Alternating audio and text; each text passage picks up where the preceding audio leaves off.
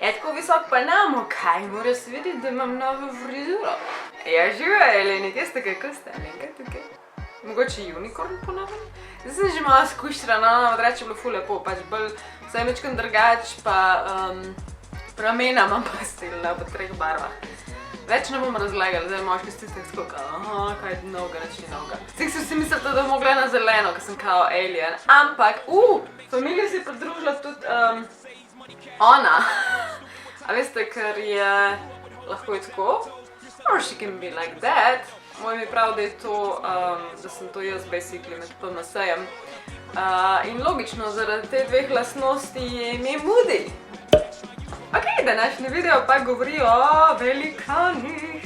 Jaz sem čisto, bom videla, koliko materijala se bo v tem najdel in se ga je ful in sem ravno, yes! Tako da ta video je zanimiv. Nore stvari so se dogajale, kom čakam, da vam vse povem, pa gremo čim prej v video. See ya there. Naslednja sekunda. Mitologija veste kvaj, ker ste se učili v šoli, ampak pa je celotna mitologija, ker jo imamo, pa naj bo grška, egipčanska, katerakoli večja civilizacija ali pa mlajše stvari, kar imamo v mitoloških, povsod so velikani.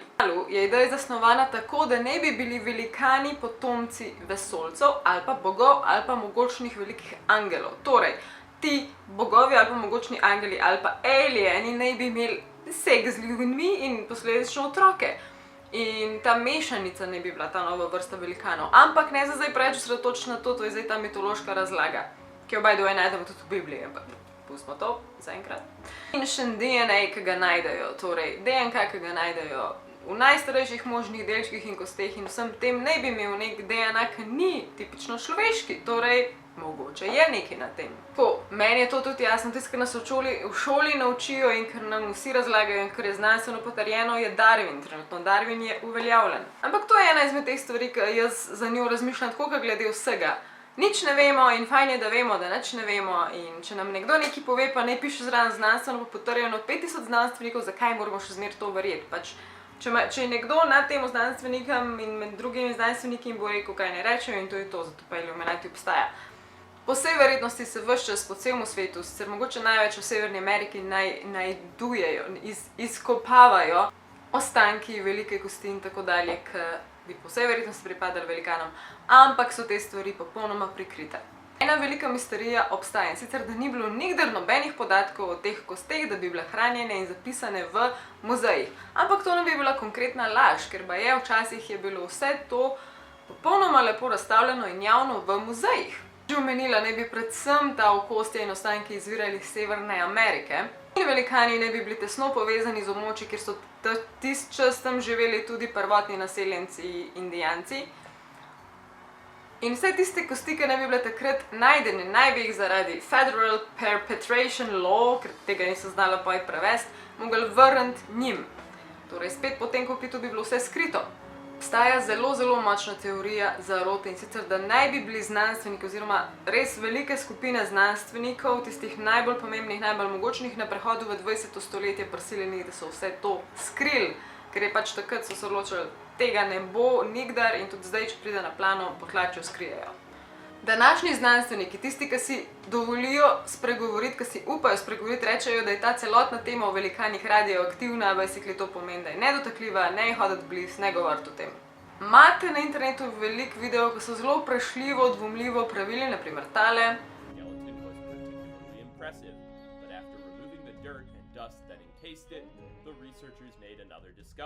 Ali pa tale.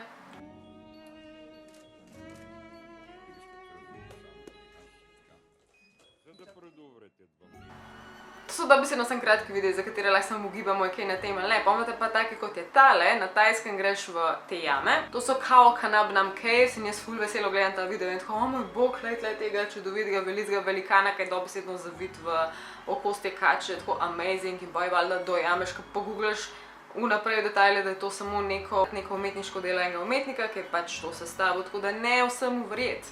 Sem pa prišla do enega dokumentarca, ker sem dovolila pa noter take podatke, da sem leono, god damn fular, zdaj pa gremo na to. Slušajte dobro, v 19. stoletju je bilo ogromno odkritij velikanov, kosti, delov telesa, tistega, kar so uporabljali in tako naprej, ampak vse te stvari, ki so bile takrat zelo javne, so danes popolnoma skrite, izničene in se jih ne najde.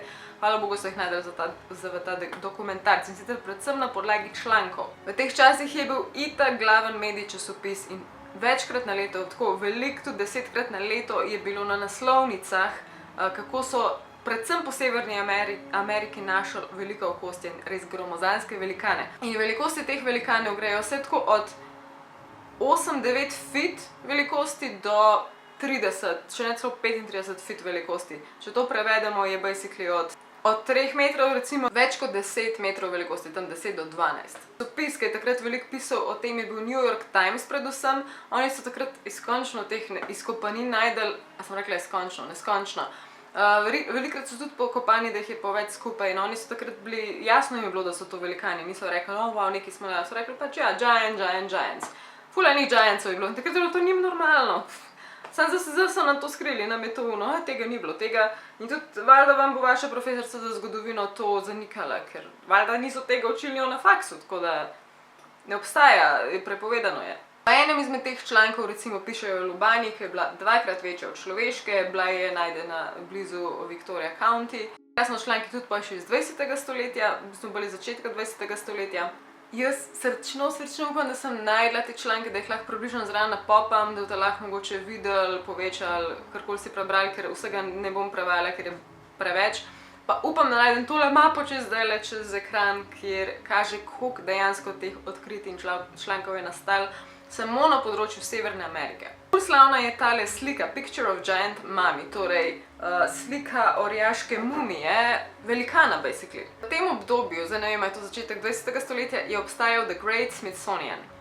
V bistvu je The Great Smithsonian velika ustanova z verigo muzejev in raziskovalnih ustanov, nekaj takega, in oni so tisti, ki so ta čas pridno vse prikrivali in velja tudi še zdaj to, da vse pridno gladko prikrivajo, ker je nekaj, ker noče, da pride v stik z nami. In fun fact je, da je Great Smithsonian ful hiter kupil to mumijo in jo vzel zase in nekaj časa je bilo vse super legit in pa kar enkrat so bili tako, da smo pa avtopsijo naredili in smo raziskali in smo ugotovili, da je v bistvu želeja narejena, tako da basically šla ta mumija iz tega, da je bila prej legit ful dolg je trajal, da so oni rekli, ne, to je pa želeja, to pa sploh ni resnično telo. Predstavljate, da tisti, ki je odkril, da bi jo pofejkal oziroma naredil iz želeja in bi jo prodal Smithsonianu. Potem so tu druge ogromne civilizacije, ki so povezane z velikani, recimo Sumerici, The Great Gilgamesh, torej ta njihov ogromen vodja, dobesedno ogromen, je bil ogromen, ker je bil velikan. Če ga vidite na upodobitvah, on je narisan vedno večji in to si mi razlagamo, valjda, ker je pač na pol bok ali ne vem kaj in so ga valjda upodabljali večjega kot bolj pomembnega. Maybe, maybe not, maybe bil velikan, who knows? To ni edin, ful teh dinastij raznih velikih civilizacij je imeli vedno tako ogromne vladarje, če se ne motim, isto v Egiptu so oni večji upodabljeni, ali niso? Imamo še odkrit Giant Finger, gromozanski palec, ki je isto na zelo zanimiv način, ne vem, ga je celo Smithsonian kupil nekdo drug, ampak ko so ga kupili, ko so hoteli ponga prijeti, je čudežno njegov lastnik zginil in zraven tudi ta prst. In vse, kar imamo, so samo še slike od tega prsta. In takrat je bil tudi potrjeno resničen, je pa toliko velik, da bi mogel imeti, mislim, da lastnika tam 10 metrov velikega. That's what she said. Potem imamo velikane omenjene v knjigah, recimo, to je zanimivo, koliko sem prej govorila, v Bibliji. Prva knjiga Hebrejske zaveze govori gladko o velikanih, brez dvomov, brez to karkoli čudenega. Velikani naj bi tudi vladali Severni Ameriki in takrat naj bi bili hudi boji med prvotnimi naseljenci, Native Americans in pa velikani.